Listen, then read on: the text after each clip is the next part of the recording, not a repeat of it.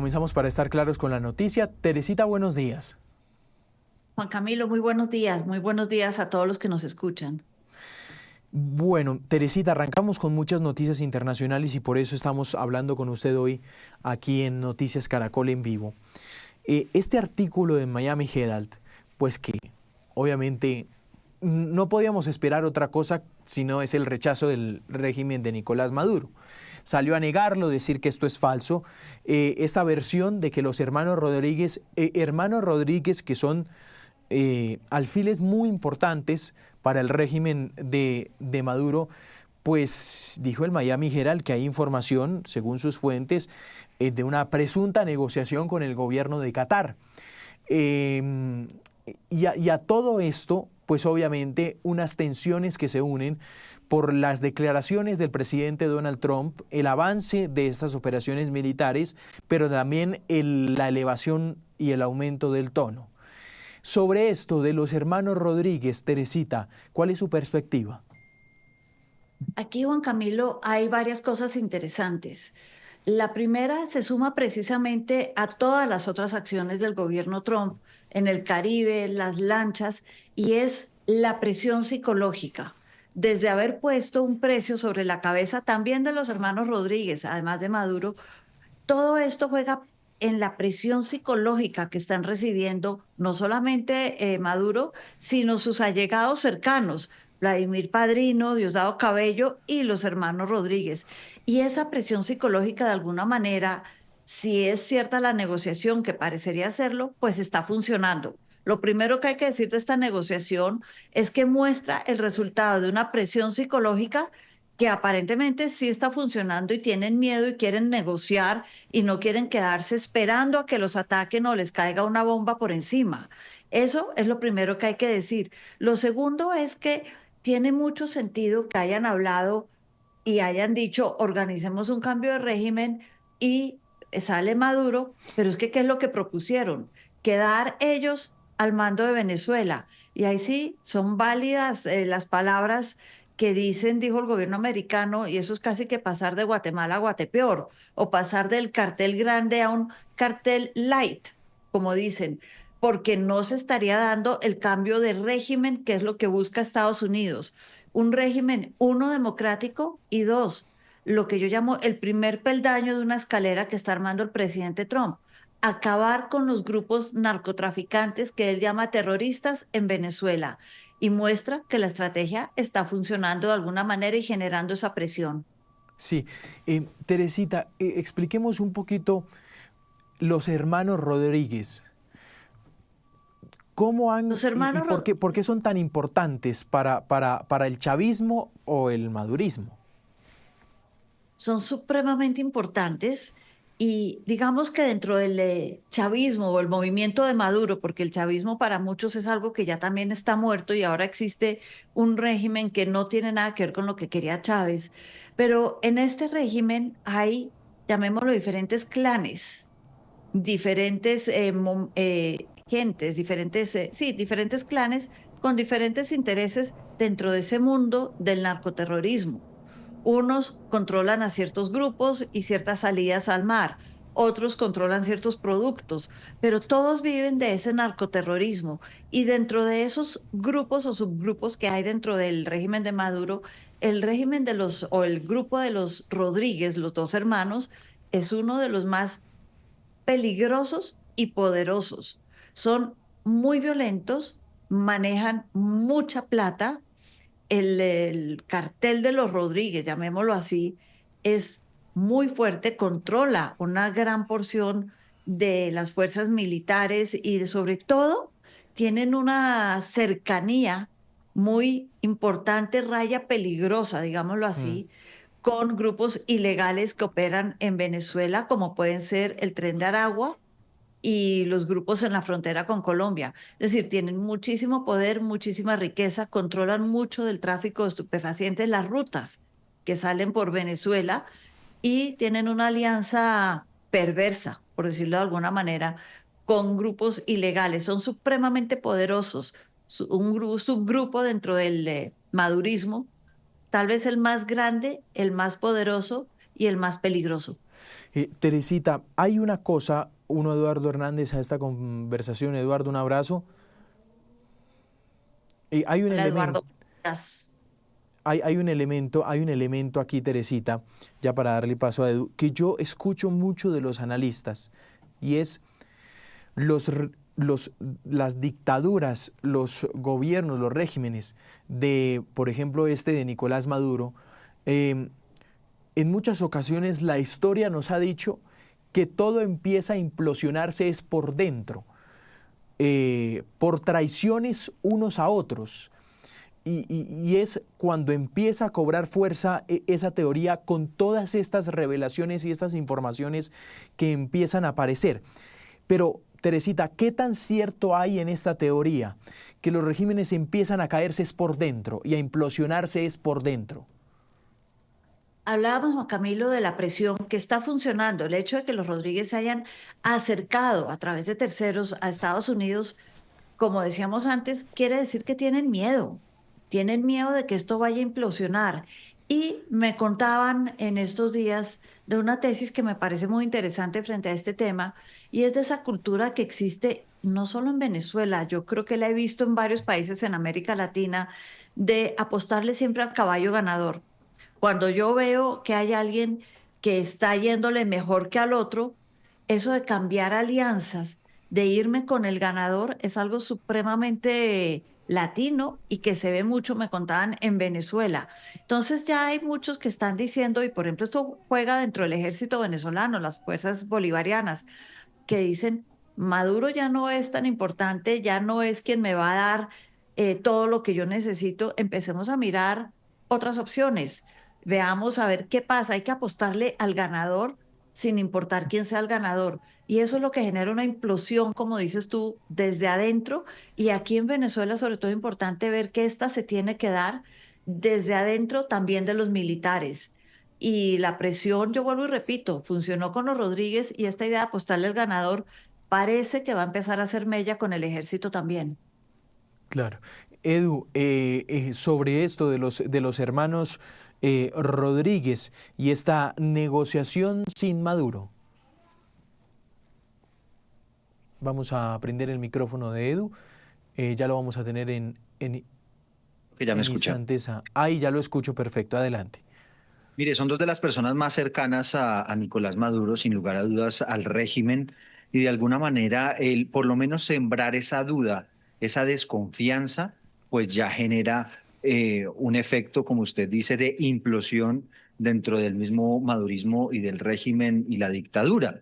Y ahí es donde, Teresita, me gustaría que nos contara qué se puede prever o qué se habla de una teoría, y es que esto hace parte de la estrategia de incursión terrestre de Trump. Me explico. Empezar a lanzar también de alguna manera algún tipo de versión de noticia para que de alguna manera se le dé ese impulso, ¿no? A esa implosión dentro del madurismo, dando el beneficio de la duda a lo que está diciendo Delcy Rodríguez de que esa efectivamente es una noticia falsa que sale del Nuevo Herald, que es un diario que está precisamente en los Estados Unidos. Es interesante, uno oye hablar de la palabra incursión terrestre y piensa en los tanques, en las tropas vestidas de verde corriendo por las calles de Caracas. Y no, incursión terrestre también tiene un componente, llamémoslo encubierto. Y me parece interesantísima la noticia esta semana de la CIA y las operaciones en Venezuela. Eso es parte de esa operación terrestre. Son, llamémoslo, consultores, espías para los que siguen ese mundo que van y entran a Venezuela y empiezan precisamente a mover los hilos desde adentro, a hablar con la gente, a transmitirle la idea de usted realmente cree que le está yendo bien, este señor va a caer, usted cómo va a quedar después de que caiga, usted qué quiere ahora. ¿Quiere mantenerse? ¿Qué necesita para mantenerse? Y empiezan desde abajo a socavar el piso sobre el cual se mantiene el madurismo.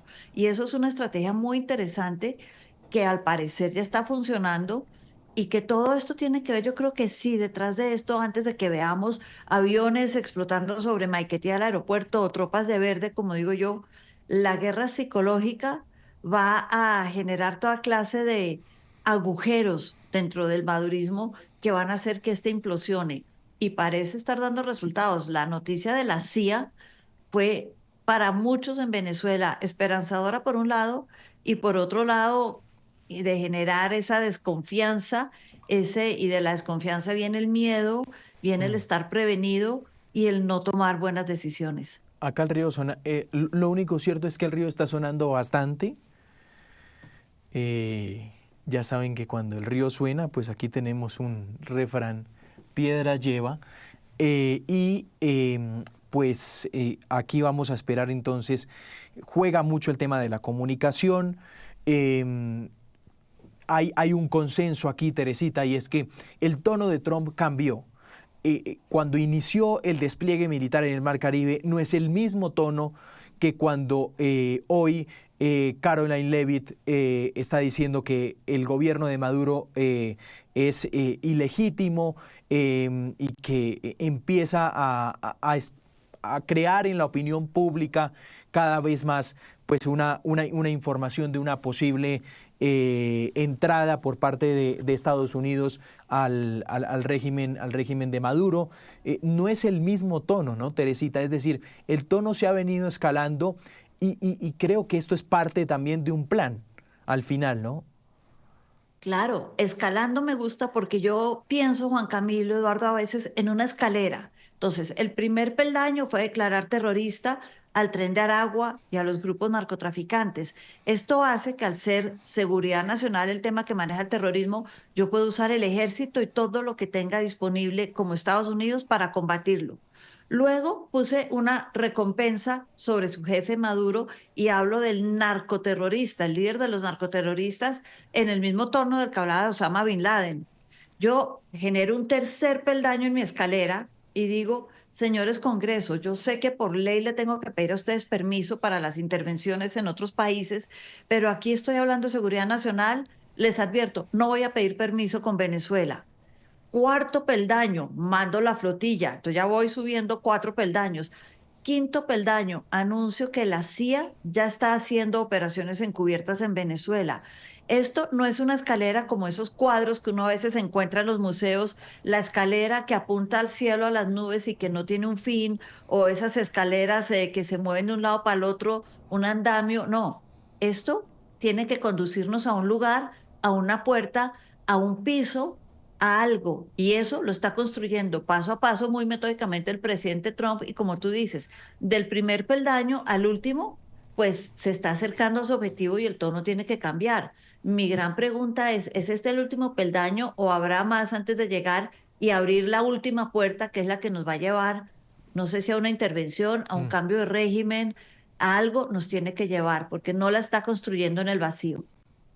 Ese es un punto bien interesante. Hay Edu, surge una duda, sí. Teresita, y es cierto que esa puede ser la estrategia, pero ¿por qué publicitarla de la manera que lo ha hecho el presidente Donald Trump? Porque uno pensaría, pues, que efectivamente esto se ejecuta, digamos, es la manera de hacer las cosas a juicio de Trump, pero al final también es poner y revelar en los medios de comunicación su estrategia, el meter la CIA, el de alguna manera saber exactamente paso a paso qué es lo que está haciendo. En el mundo de los espías no se cuentan las cosas, pero este las está contando. Yo creo que es parte de la guerra psicológica que, como decíamos antes, Eduardo, de alguna manera está funcionando. Para mí, la negociación de los Rodríguez fue el resultado de esta guerra psicológica. Entonces, yo creo que esa es una escalera paralela y va a ver con cuál llega más rápido a su objetivo. Claro. 9:23 de la mañana. El otro punto, Teresita, vamos a irnos a Estados Unidos, y es la renuncia, el retiro de Alvin Hoxley, que es uno de los almirantes más reconocidos de Estados Unidos, 34 años de servicio. Era uno de quien lideraba precisamente este despliegue militar en el Caribe. Y presentaba yo la noticia, Teresita, abriendo la emisión, con dos caras. La cara amistosa, que es pública, que es la del secretario de Guerra, Pete Hegseth, agradeciéndolo, reconociéndolo por su trayectoria, etcétera. Y está la otra cara, no tan amistosa, que es la cara de los medios de comunicación estadounidenses, que están revelando, pues, que habría salido de su cargo por muy fuertes diferencias con el secretario. Dice, el gobierno Trump le reclamó varias veces porque le parecía insuficiente la intensidad del despliegue militar en el Mar Caribe, y es ahí donde tuvieron diferencias, ¿no? Sí, y aparentemente también se quejó de estos bombardeos a las lanchas donde mueren los civiles, en vez de atraparlos, llevarlos a juicio, encarcelarlos. Parece que hubo algunas diferencias. Lo interesante es que no solamente él se va, sino que el mando, el manejo, el comando, como se quiera llamar, de esta flotilla en el Caribe, que es tan grande, ya no pasa al Comando Sur, que era el que dirigía a él, sino que además de salir de él, el mando de esta flotilla pasó a lo que se llama las Fuerzas Expedicionarias de los Marines, que queda en el campo de Lejeune, en Carolina del Norte, y es un comando que hace operaciones estratégicas, de esas que hemos visto en las películas de los espías, que mandan la fuerza de inteligencia y los comandos especiales a hacer operaciones muy puntuales y a volver. El que le pasen el comando de esta flotilla a esta fuerza expedicionaria y se la quiten al Comando Sur es también un mensaje.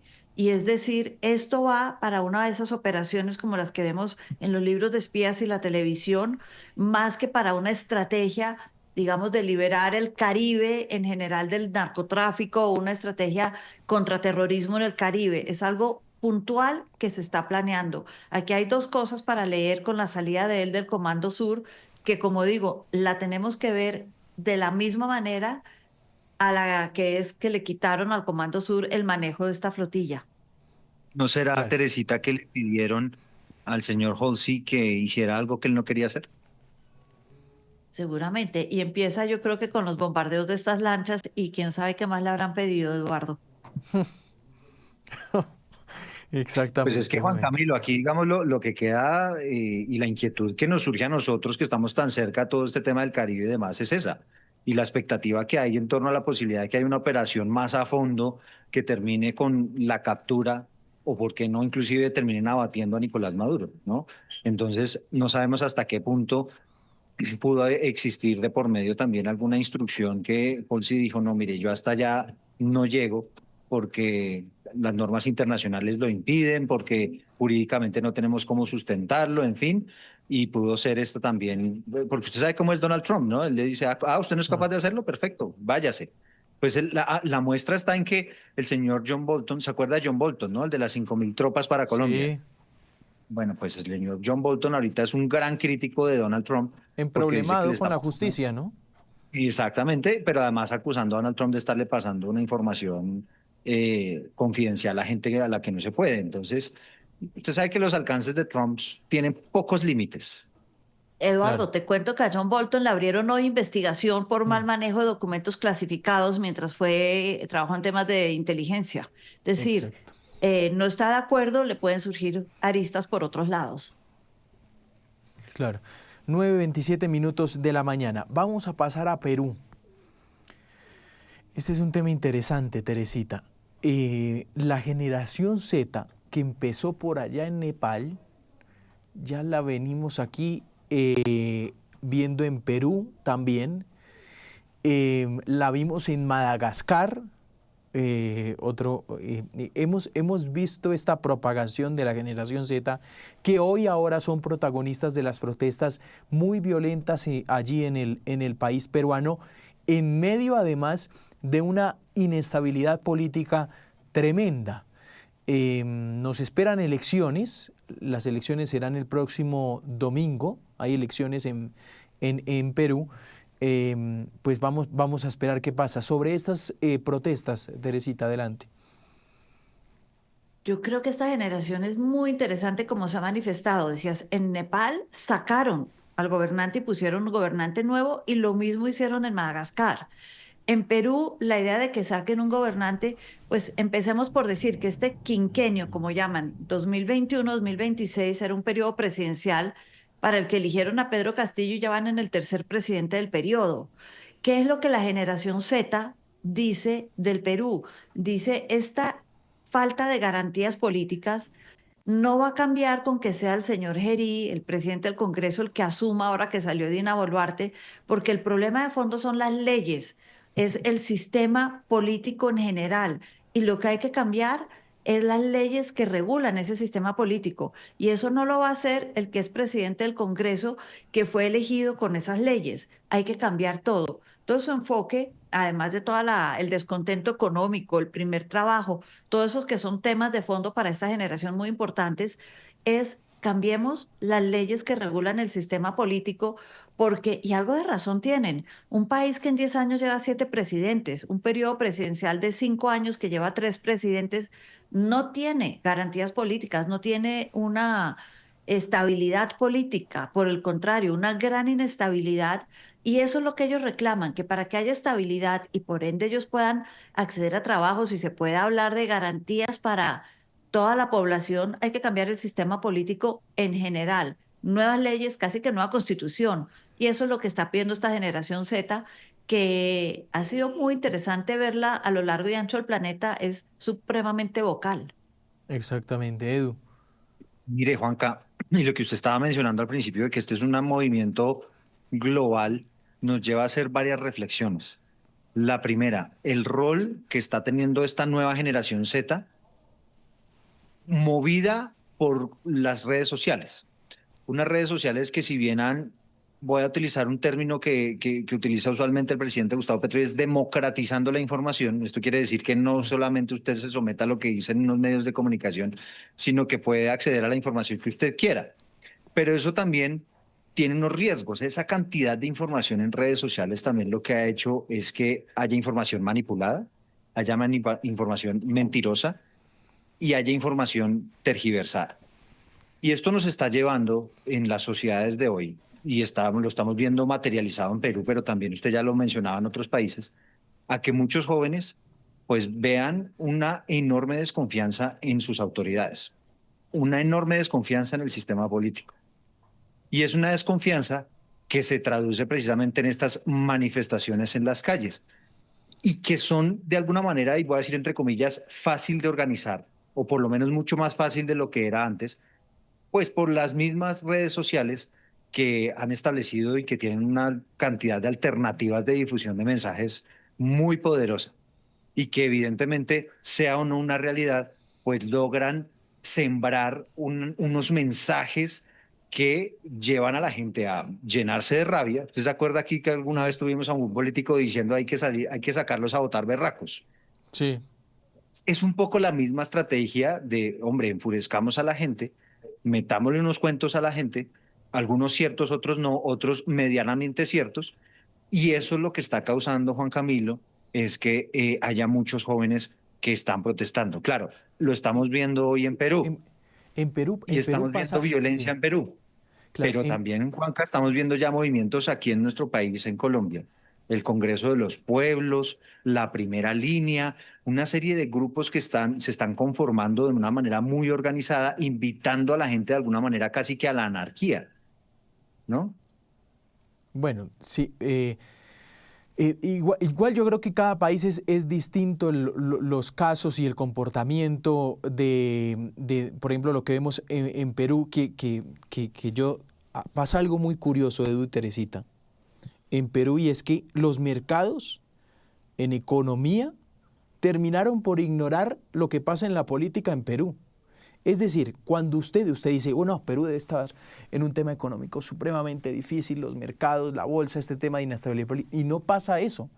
Los mercados terminaron ignorando, al ser una situación política tan inestable, la situación presidencial de Perú, y termina siendo una situación muy distinta a la política que vive allí el país peruano, que es algo bien interesante que pasa allí en este país. 9:33 minutos de la mañana. Pues Teresita, muchas gracias. Muchas gracias, Juan Camilo, por la invitación. Eduardo, un gusto como siempre. Vale, Teresita, un abrazo. 9:34. Edu, me quedo para hablar con usted ya para terminar del tema presupuesto. Habló usted con Angélica Lozano. Ayer entrevisté a la defensora del pueblo, Iris Marín, y yo le digo una cosa. La despachada que se pegó la defensora en contra en especial del ministro de Hacienda, yo nunca la había escuchado, primero, tan preocupada y con cierta frustración, porque dijo, busqué por cielo y tierra al gobierno nacional para que esto no saliera como terminó saliendo. Y es una defensoría que es de hoy las entidades más desfinanciadas en este tema del presupuesto. Y me voy más allá, Juan Calles. Ella dice, mire, sí, claro, uno puede respetar esa decisión, puede plantear las inquietudes que hay alrededor del tema, pero es que además sabe que no encontró Juan Camilo, la defensora, una explicación. Nadie en el gobierno le dio una explicación de por qué le redujeron el presupuesto. Un presupuesto que le reducen en 53.000 millones de pesos para el año entrante, en plena época electoral. ¿Esto sabe qué va a significar, Juanca? Que no van a poder contratar personal que no es de planta de la Defensoría, sino que son contratos que se hacen, digamos, para unas tareas específicas, por ejemplo, vigilancia política, y muy seguramente la Defensoría va a tener muchas restricciones para hacer presencia en lugares muy apartados del país. Esto obviamente no se escapa de muchas suspicacias, líderes políticos y personas que han dicho, hombre, esto acá puede tener la intención efectivamente de disminuir esa vigilancia, de disminuir esas alertas tempranas de la Defensoría con el propósito político de alguna manera poder hacer algún tipo de, yo no sé si trampa o yo no sé si en los lugares donde están influenciando a la gente, pues que la gente no se entere del tema, en fin. Una entidad que además es de las que, según las encuestas, Juanca, más confianza tiene en los colombianos. Y ahí es donde evidentemente pues, se contradice completamente el hecho de que les hayan bajado el dinero frente a lo que ocurre con otras entidades como la Presidencia de la República o la misma Procuraduría, a la cual pues, le entregan más de 600 o casi 600.000 millones de pesos adicionales para el año entrante sin que necesariamente haya una explicación del gobierno nacional frente a estas decisiones, ¿no? Claro. Aquí faltan 16 billones, ¿no, Edu? Sí, y Yo digamos... no sé si hay el ambiente. Ayer se lo preguntaba a la representante. No sé qué tanto ambiente usted vea para conseguir 16 billones. Ella dice que con una ley de impulso económico se los consigue, pero pues... Y vamos más allá, Juanca. Acuérdese que el Comité Autónomo de la Regla Fiscal ha venido hablando de que sería incluso necesario un recorte de 40 billones de pesos, porque la caja sigue supremamente desbalanceada. Eso es algo que no podemos olvidar. Obviamente presentan este presupuesto atado a que necesariamente haya que aprobar una reforma tributaria, una ley de financiamiento por más de 16 billones de pesos que tiene, la verdad, muy poco ambiente y menos en estos terrenos electorales en los que nos estamos moviendo. Dice el gobierno nacional además que va a tocar únicamente a los ricos, ha renunciado a algunas posibilidades, por ejemplo, el tema gasolina, tema de aumentar el tema de los azucarados, y otras decisiones que venían implícitas ahí en esa ley de financiamiento que han sido muy críticas en el sentido de que terminarían pegando el bolsillo directamente de las familias más pobres, pero aún así todavía hay muchísimas dudas de cómo una ley de financiamiento podría tener un recaudo tan amplio como 16 billones de pesos, que si bien es menor a lo que se pretendía, porque acuérdese que inicialmente se había hablado de 25, 26 billones de pesos, todavía sigue siendo una meta supremamente alta y lamentablemente al final, si eso no se supera, pues vendrán más recortes, vendrán más decisiones que necesariamente tendrá que tomar el gobierno nacional o eventualmente terminar endeudándose más, porque acuérdese que como ya no está ese límite de la famosa regla fiscal, ¿se acuerda? Ya no está. Entonces, eventualmente también eso pone al país en riesgo de que el gobierno opte por más deuda y ya nos hemos dado cuenta que ya está ocupando un porcentaje bastante alto del presupuesto en el pago de esas deudas que se han generado hasta ahora. Edu, gracias. Bueno, Juanca, un abrazo. Feliz